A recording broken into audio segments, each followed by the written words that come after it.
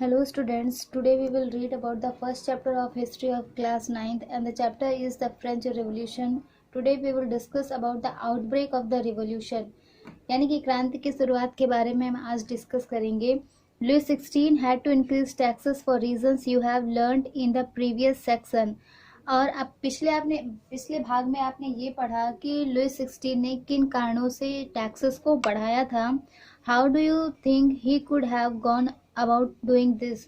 और आप ये सोच रहे होंगे कि इसने कैसे किया होगा, ये सारे टैक्सेस किस तरह से बढ़ाए होंगे. In France of the old regime, the monarch did not have the power to impose taxes according to his will alone. जो प्राचीन राजतंत्र था फ्रांस में, उसमें ये सिस्टम था, सामंत व्यवस्था में ये सिस्टम था कि कोई भी टैक्सेस अगर आप बढ़ाना चाहते हैं तो अकेले आप अपनी स्वेच्छा से अपने शक्ति का इस्तेमाल करके आप अपने बलबूते पर जो सामंत होते थे या जो राजा होते थे वो सिर्फ अपने दम पर टैक्सेस नहीं बढ़ा सकते थे, उन्हें इसके लिए किन्हीं और लोगों की ज़रूरत होती थी. Rather he had to call a meeting of the states general which would then pass his proposals for new taxes.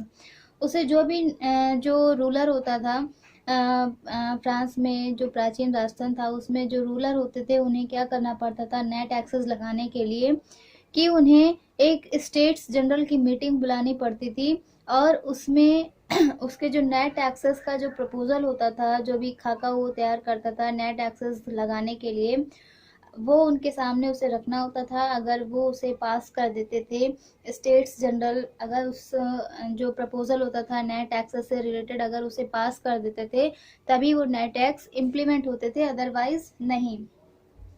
अब स्टेट्स जनरल क्या होता है? The states general was a political body to which the 3 states send their representatives. States general एक राजनीतिक संस्था है जिसमें तीनों ही स्टेट्स के जो रिप्रेजेंटेटिव, जो प्रतिनिधि होते हैं वो आते हैं स्टेट्स जनरल में, यानी कि तीनों ही स्टेट्स के रिप्रेजेंटेटिव इस मीटिंग में होते हैं.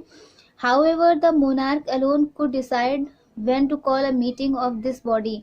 जबकि मोनार्क के पास जो सामंत होता है, जो राजा होता है, उसके पास ये शक्ति होती है, ये पावर होती है कि वो अपनी मर्जी से उस मीटिंग को बुला सकता है. The last time it was done was in 1614 और आखिरी बार ये मीटिंग बुलाई गई थी स्टेट्स जनरल की 1614 में. On 5th May 1789, Louis XVI called together an assembly of the States General to pass proposals for new taxes.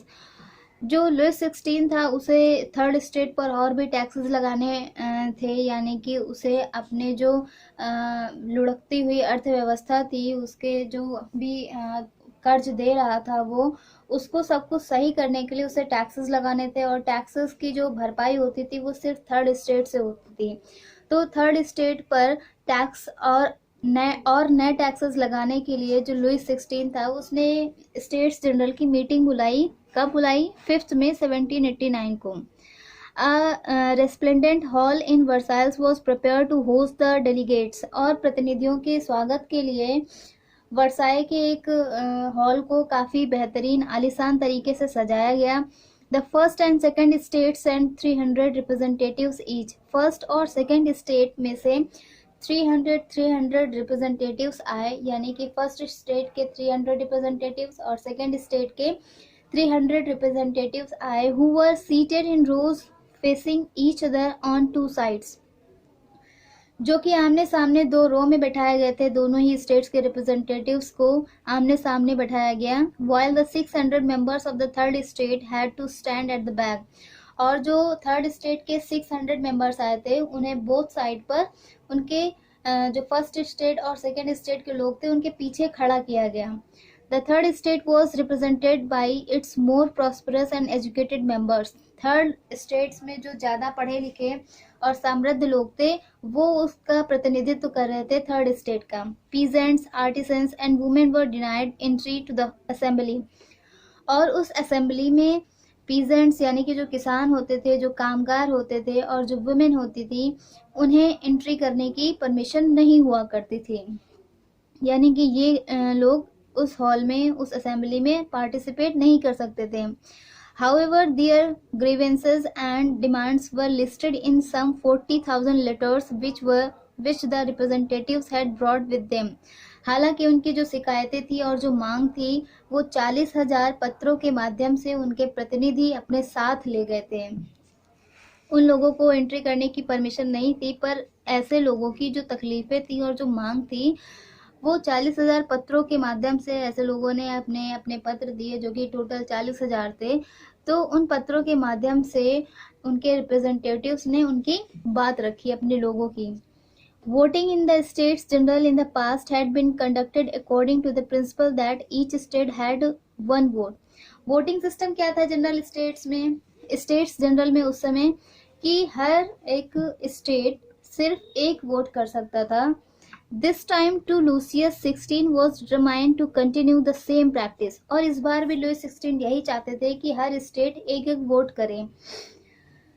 और ऐसा होने में लुइस 16 का ही फायदा था, क्योंकि फर्स्ट और सेकंड स्टेट के जो लोग थे, ऑब्वियस सी बात है, अगर एक एक वोट की बात थी तो वो दोनों ही वोट लुइस 16 के फेवर में होते, क्योंकि उन दोनों ही स्टेट्स के लोगों को कोई भी टैक्स पे नहीं करना पड़ता था, जिस बात का विरोध किया थर्ड स्टेट के लोगों ने. This time too Louis 16 was determined to continue the same practice. और इस बार भी लुइस 16 ये चाहते थे कि स्टेट्स जनरल में जो वोटिंग होती है वो दोनों ही स्टेट्स के जो तीनों ही स्टेट्स के एक एक मेंबर वोट करेंगे, सिर्फ एक वोट होता है. But members of the third state demanded that voting now be conducted by the assembly as a whole where each member would have one vote. लेकिन जो थर्ड स्टेट के लोग थे उन्होंने अपनी ये बात रखी कि पूरे जितने भी मेंबर हैं वो सभी के सभी मेंबर वोट करेंगे, हर कोई अपना मत देगा. इस बार ऐसा चेंज लाने के लिए थर्ड स्टेट्स के लोगों ने बात रखी. ऐसा इसलिए था क्योंकि अगर एक एक वोट देते तो वो सारा का सारा फेवर लुइस 16 के अंडर में चला जाता और फिर से थर्ड स्टेट्स के लोगों को टैक्स देने पड़ते और उनकी जो कंडीशन थी वो बद से बदतर हो जाती. जिस बात का विरोध करते हुए थर्ड स्टेट के रिप्रेजेंटेटिव्स ने ये बात रखी कि इस बार सभी के सभी लोग वोट करेंगे और हर कोई अपना अपना वोट देगा. This was one of the democratic principles put forward by philosophers like Rousseau in his book the social contract. और ये एक लोकतांत्रिक सिद्धांत है कि हर किसी को वोट देने का अधिकार है. और जिस बात को और ये जो प्रिंसिपल है वोट देने का, इस बारे में रूसो ने अपनी बुक द सोशल कॉन्ट्रैक्ट में भी बताया है. When the king rejected this proposal, जब लुइस 16 ने इस प्रपोजल को डिनाई कर दिया कि ऐसा नहीं होगा, members of the third state walked out of the assembly in protest. तो प्रोटेस्ट करने के लिए जो थर्ड स्टेट के जो लोग थे, जो रिप्रेजेंटेटिव्स थे थर्ड स्टेट के, वो सभी के सभी असेंबली छोड़कर चले गए. क्यों? क्योंकि उनकी बात को माना नहीं गया, उनकी बात को डिस्क्वालीफाई कर दिया गया.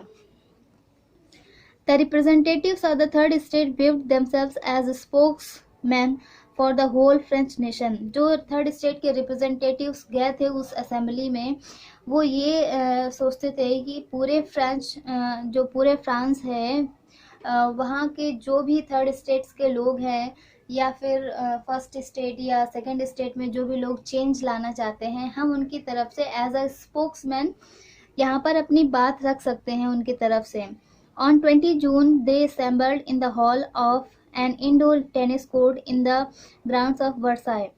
वर्साई के इंडोर टेनिस कोर्ट में 20 जून को ये सभी के सभी इकट्ठा हुए. They declare themselves as a national assembly. और थर्ड स्टेट के उन लोगों ने स्वयं को नेशनल असेंबली घोषित कर दिया. And swore not to disperse till they had drafted a constitution for France that would limit the powers of the monarch. और उन्होंने ये भी प्रतिज्ञा की कि हम तब तक यहाँ से नहीं हटेंगे जब तक कि एक ऐसा कॉन्स्टिट्यूशन, एक ऐसा संविधान तैयार नहीं किया जाता फ्रांस का, जो कि मोनार्क की जो ताकतें हैं, जो शक्तियां हैं, जो पावर्स है, उनको लिमिटेड नहीं करता. यानी कि जो राजा अपनी मन मर्जी के काम करते हैं उनके ऊपर एक लिमिटेशन लगाने के लिए एक कॉन्स्टिट्यूशन तैयार नहीं किया जाता, तब तक हम इस असेंबली को डिस्पर्स नहीं करेंगे. They were led by Mirabeau and Abbe Sieyes. और उनका समर्थन मिराबियो और आबेसिये ने भी किया।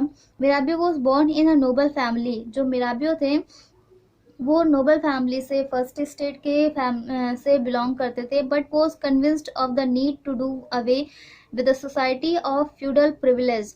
और वो ये भी चाहते थे कि जो सामंती विशेषाधिकारों वाली जो समाज है उसको ख़त्म करने की ज़रूरत जो थी थर्ड स्टेट के लोगों के लिए, उस बात से वो सहमत थे कि जो सामंती विशेषाधिकारों वाले जो सभ्यता जो चली आ रही है फ्रांस में उसको ख़त्म किया जाए।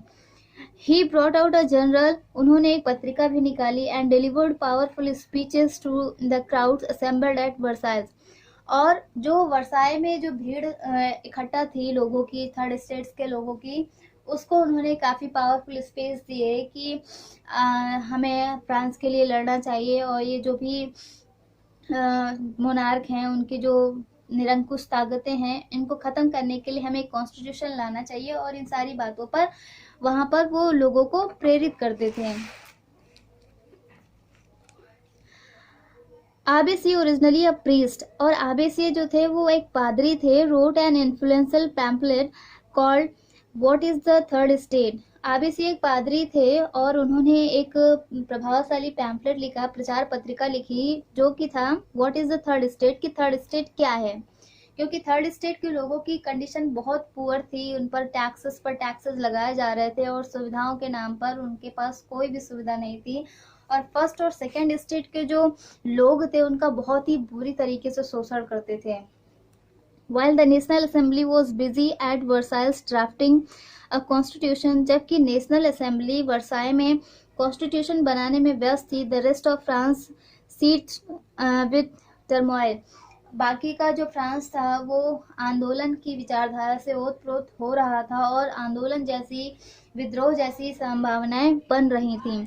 A severe winter had meant a bad harvest, बहुत ज़्यादा ठंड हो रही थी और जिसकी वजह से फसल जो थी वो खराब हो रही थी।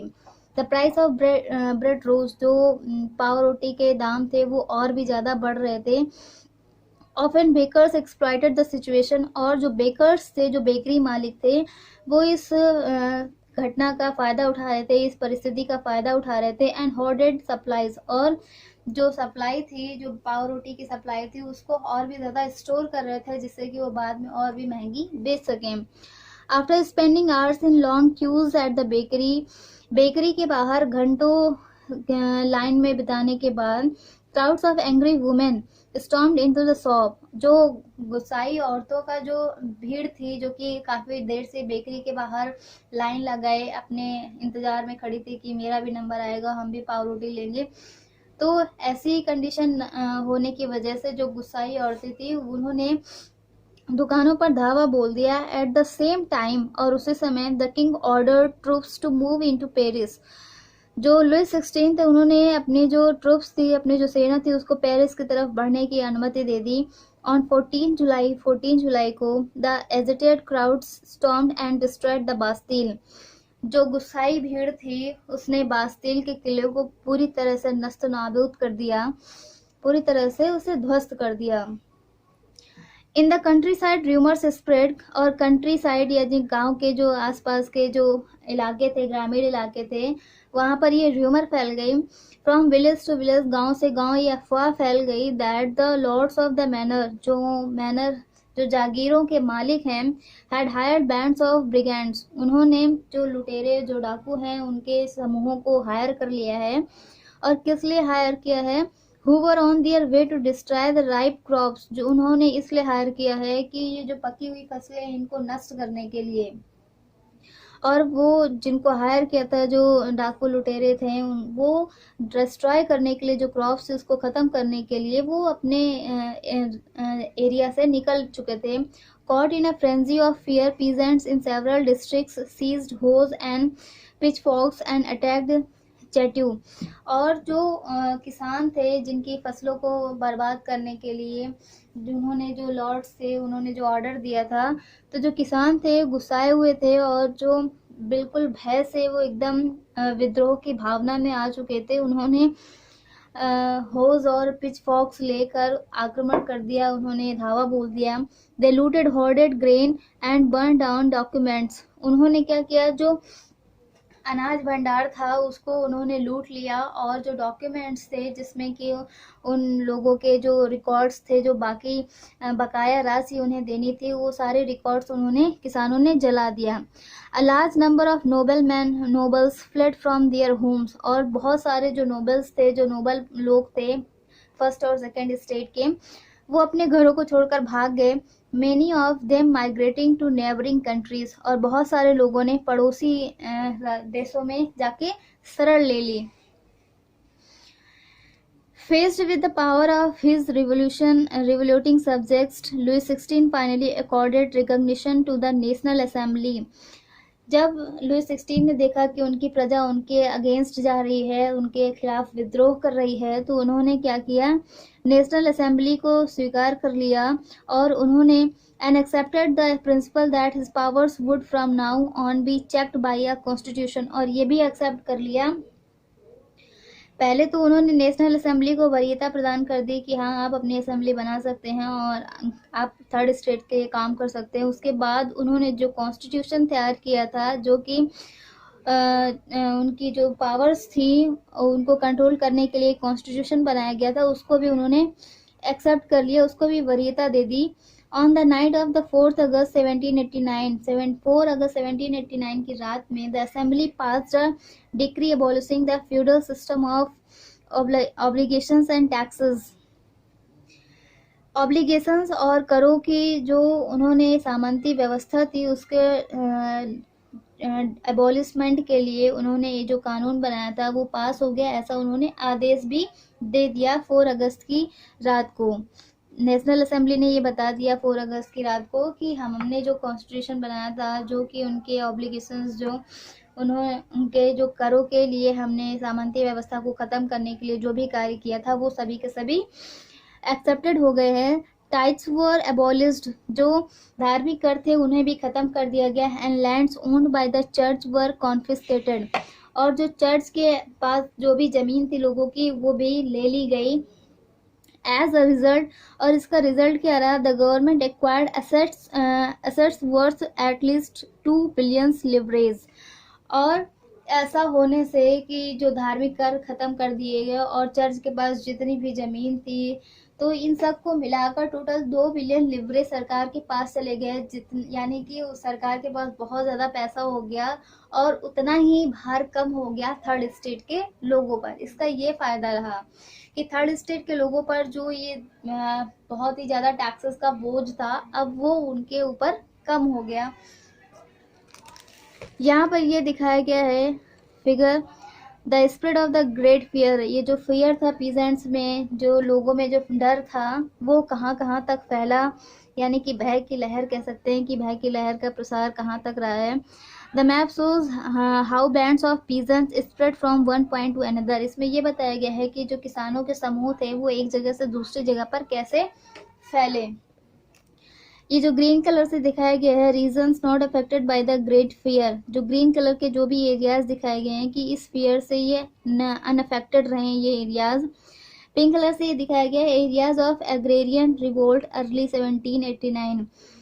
1789 के प्रारंभ में जो एग्रेरियन के थ्रू जो रिवोल्ट हुआ है, उन एरियाज को दिखाया गया है, यानी जो कृषक लोग थे उनके द्वारा जो विद्रोह किया गया, वो ऐसे इलाके रहे हैं जो कि पिंक कलर से दिखाए गए हैं। यहाँ पर जो एरियाज दिखाए गए हैं, एपिसेंटर्स ऑफ मेन पैनिक मूवमेंट, और यहाँ से ही ज़्यादातर ये जो मूवमेंट हुए ये हुए हैं इन एरिया से। The spread of the great fear, ये जो यहाँ पर जो लोगों ने, जो पीजेंट्स के ग्रुप्स थे, वो कहाँ से कहाँ तक फैले, किस तरह से किस डायरेक्शन में फैले, ये भी इसमें दिखाया गया है, ये एरोज के माध्यम से। ये जो पिक्चर है इसके बारे में, द टेनिस कोर्ट ओथ, यहाँ पर ये जो टेनिस कोर्ट में जो शपथ ली गई थी, ये इसका पिक्चर बनाया गया था। Preparatory sketch for a large painting by Jacques Louis David, ये एक प्रिपरेटरी एक्सरसाइज है, यानी कि एक शुरुआती स्केच है जो कि एक लार्ज पेंटिंग बनाने के लिए पहले प्रिपेयर किया गया था, यानी कि जो हम मेन पेंटिंग बनाते हैं, जो फाइनल पेंटिंग होती है, उसके पहले एक स्केच बनाया गया था। और किसने बनाया था? जैक्स लुइस डेविस ने। The painting was intended to be hung in the national assembly, और ये नेशनल असेंबली में टांगी जाने के लिए बनाई थी, और ये इसका प्रिपरेटरी स्केच है। यहाँ पर कुछ इंपॉर्टेंट डेट्स दी गई हैं। फर्स्ट है 1774। 1774 में क्या क्या इंसिडेंट्स हुए? Louis 16 became king of France. Louis 16 जो थे वो फ्रांस के राजा बने। फेसेस एम्प्टी ट्रेजरी, और उस समय जो खजाना था, जो राजकोष था, वो पूरी तरह से खाली था। And growing discontent with in society of the old regime, और प्राचीन राजतंत्र में असंतोष पूरी तरह से फैल चुका था उस समय। 1789 में क्या हुआ था? Convocation of the state general, जो स्टेट जनरल थी उसकी मीटिंग बुलाई गई थी 1789 में। Third state forms national assembly, जो थर्ड स्टेट के लोग थे उन्होंने नेशनल असेंबली फॉर्म की 1789 में ही। द बास्टिल इज स्टॉर्म्ड, और बास्टिल का विध्वंस हुआ। Peasants revolt in the country side, और ग्रामीण इलाकों में किसानों का विद्रोह भी हुआ 1789 में। Now look at the 1791. A constitution is framed to limit the powers of the king. एक जो राजा की शक्ति पर अंकुश लगाने के लिए संविधान भी तैयार हो चुका था 1791 में। And to guarantee basic rights to all human beings, और सभी लोगों के लिए मूलभूत अधिकारों की भी इसमें बात की गई, जो कॉन्स्टिट्यूशन बना था 1792 to 1903। France becomes a republic, जो फ्रांस था वो गणराज्य बन चुका था। द किंग इज बीहेडेड, और जो राजा था उसकी हत्या कर दी गई थी। Overthrow of the Jacobin republic, Jacobin republic की स्थापना हुई। अ डायरेक्टरी रूल्स फ्रांस, और फ्रांस पर डायरेक्टरी रूल्स था। 1804 Napoleon becomes emperor of France, France का के एम्परर बने Napoleon. Annexes large parts of Europe, और यूरोप के कई सारे भागों पर, बहुत ज़्यादा भागों पर इन्होंने अधिकार कर लिया। 1815 Napoleon defeated at Waterloo, Waterloo के युद्ध में नेपोलियन की हार हुई।